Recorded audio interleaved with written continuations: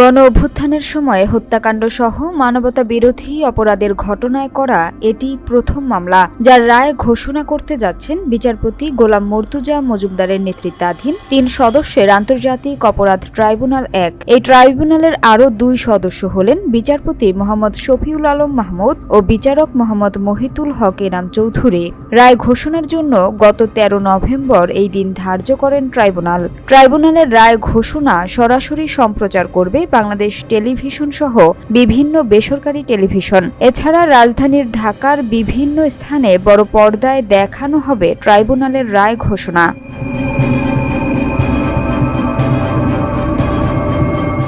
এদিকে মানবতা বিরোধী অপরাধের মামলায় শেখ হাসিনার কি শাস্তি হয় তা দেখার জন্য জনগণের দৃষ্টি আজ ট্রাইব্যুনালের দিকে।